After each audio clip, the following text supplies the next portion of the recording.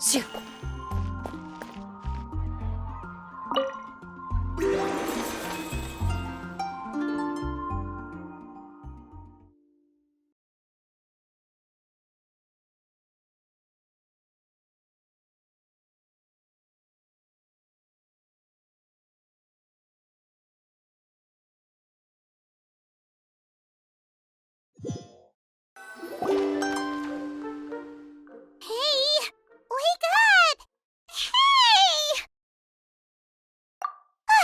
You're finally awake. Paimon was worried sick. No idea. Paimon just woke up and then we were here. Oh, Paimon's head is all dizzy. The scenery here looks different too. Oh, what should we do, Traveler? Please don't tell Paimon someone abducted us and brought us to some strange place that we could never leave. You're right. Better to think of this as the beginning of a new adventure. Thank goodness you're still here. If Paimon woke up alone, she probably would be trembling in a tree hollow.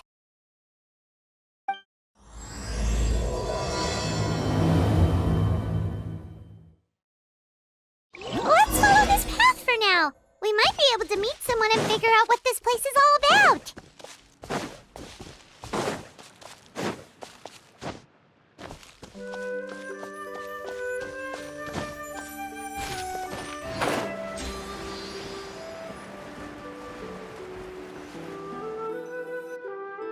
Traveler, did those plants by the road look weird to you?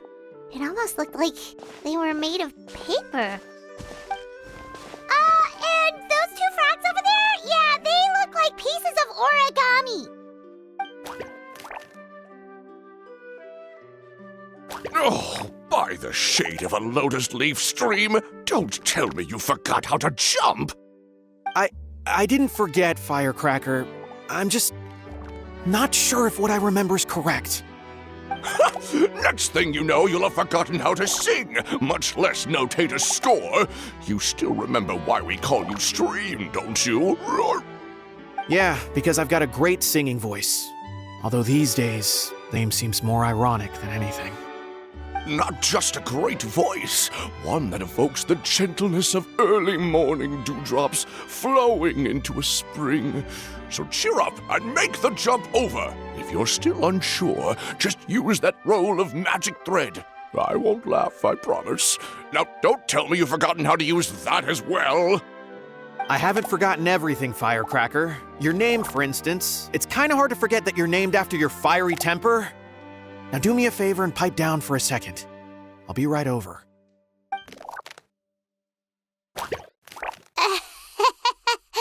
You saw that too, right? Paimon's not seeing things, is she? This place is getting more confusing by the second. Anyway, why don't we go after those two frogs?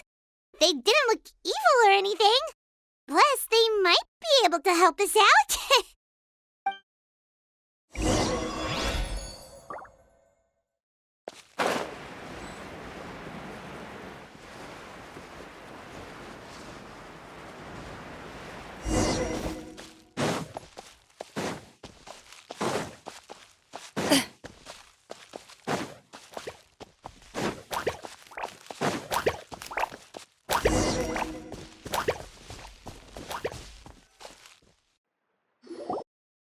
Guess we're not catching up to those frogs. They were so fast. Paimon couldn't even tell where they hopped off to in the end. Excuse me, honored travelers. Did you come from the Cliff of Prophecy, perchance? The chubby paper hamster just talked. Chubby? Who are you calling chubby? I've just got a slightly thicker layer of paper on me, that's all. Allow me to introduce myself. My name is Armand, and I'm an elder of the Forest of Blessings. I've been waiting here for the hero of prophecy to arrive. Traveler, could you pinch Paimon just to make sure she's not still dreaming? Pinching, you say? Well, I can help with that. Although you'll have to get a little closer. My arms are rather short. That's all right. We just need a minute to collect ourselves. Okay, let's think things through. We know for sure this isn't the world we're familiar with. The talking paper animals and all the paper trees and plants make that pretty clear. The hero from another world, supported by their companions, shall restore peace to the world. That is what the prophecy says.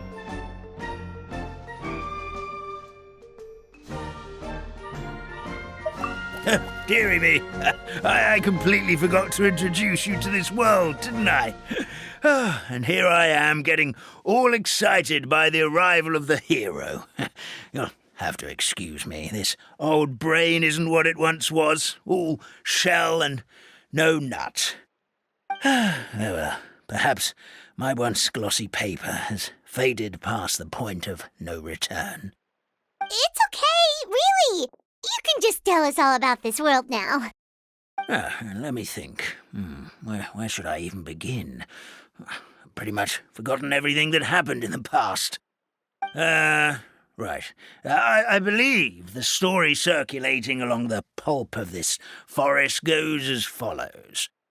A long, long time ago, 3 goddesses created this world and named it Simulanka. The goddess of creation, who presides over matter and magic, created the mountains and rivers and gave us life. Her powers also paved the way for Simulanka to exist in numerous worlds. After the goddess of creation came the goddess of prophecy, with dominion over the stars and the course of fate itself. She induced the sky to spin and the earth to move. Even to this day, her statue still stands tall at the highest point of constellation Metropole.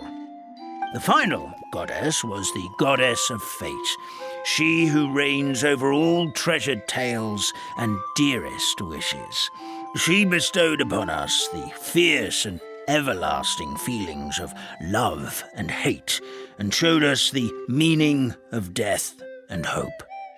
Whoa, they all seem super impressive. Sounds like they really did a lot.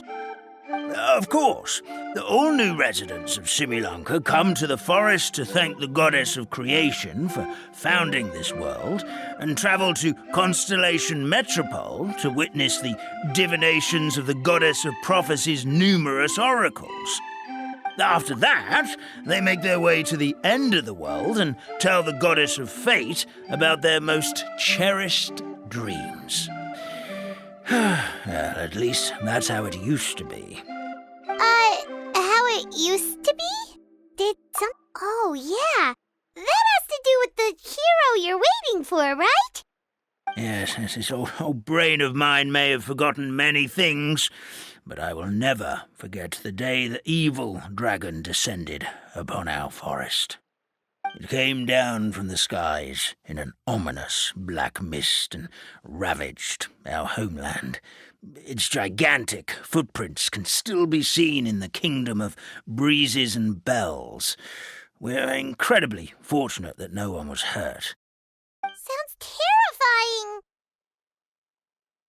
terrifying. Terror doesn't stop there, I'm afraid. Ever since the attack, the Calligraphy Tavern in the forest has been closed. No one knows why, but it's a catastrophe of the highest order for us, forest dwellers. A catastrophe of the highest order? All because a tavern closed? If we were talking about Mondstadt here, Paimon might understand, but is it really all that serious? Good goddess of creation above, we'd take even the greatest flood over the closure of the tavern. Wet paper will dry out with time. Fallen trees can be restored. But the Calligraphy Tavern is the only source of the magic tonic that sustains all creatures in the forest. Magic what? Magic tonic. It was gifted to the forest by the goddess of creation herself. A special potion that helps us maintain our vitality. well, our bodies will gradually crumple and become brittle until they eventually disintegrate entirely. Our colors will fade and we'll start to lose our memory until we can't even remember our own names. But wait, Grandpa Almond, does that mean you've already... Oh, I'm afraid so. The color has all but completely faded from my paper. To be honest, all I really remember is that I'm supposed to wait here for the hero of prophecy. But I've already forgotten who gave me that order to begin with.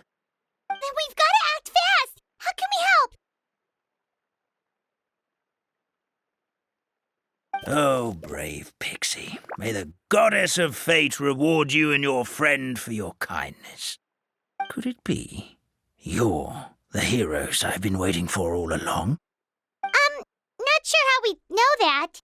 Plus, we can't even remember how we got here, so it's not looking too promising.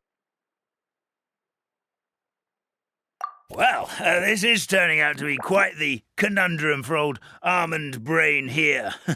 The prophecy never mentioned anything like that. For now, why don't you come with me to the Hut of Blessings? Our forest fairy lives there. Maybe she'll know what to do. Whoa, a forest fairy? Like one that knows magic? Oh, you betcha. She's prophesized to join the hero on their journey. Well, then she sounds like exactly the kind of person we need. Please lead the way, Grandpa Almond.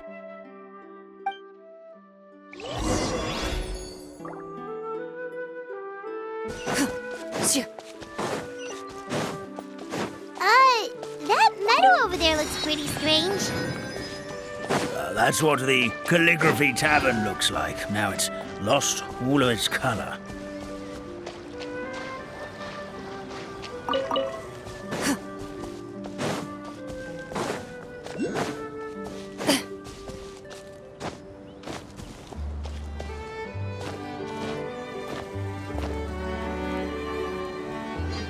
This is the place.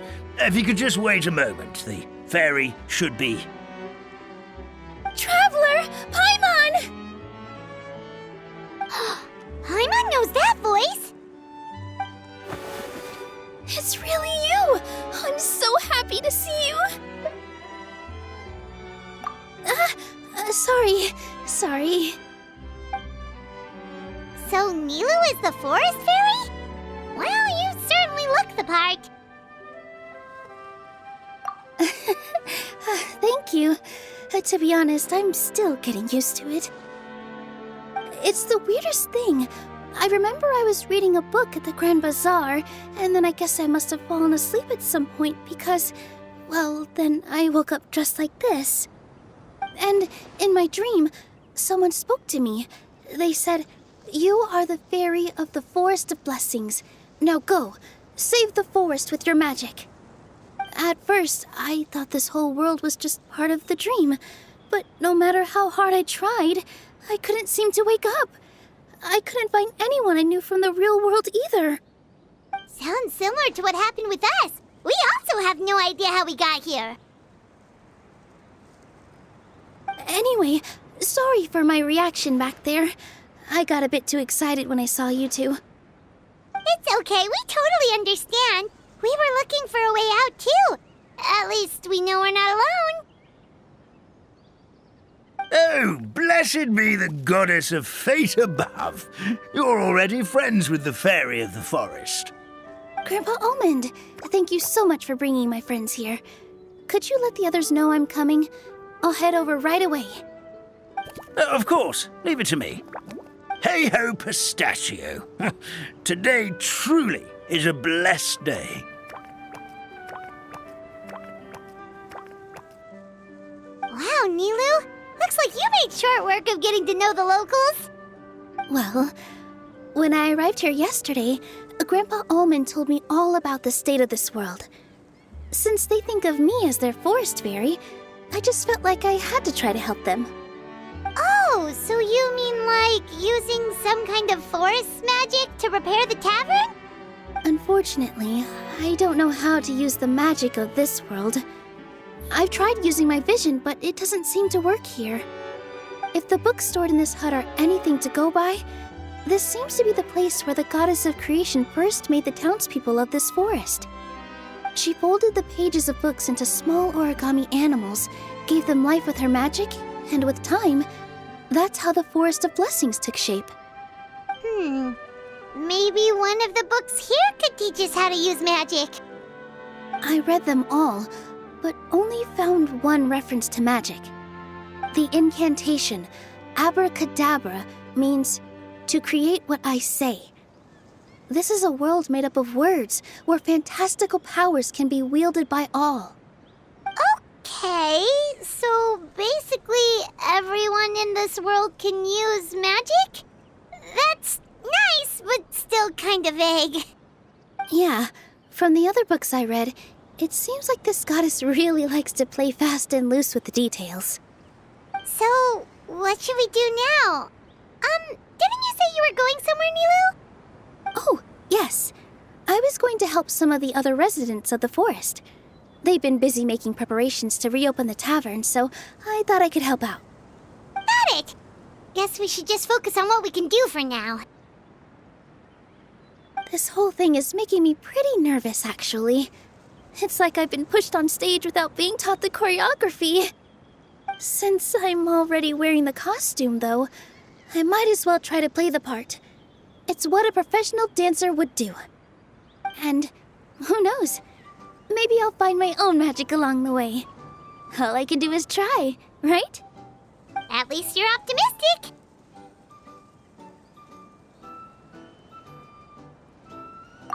Thank you. Then let's go.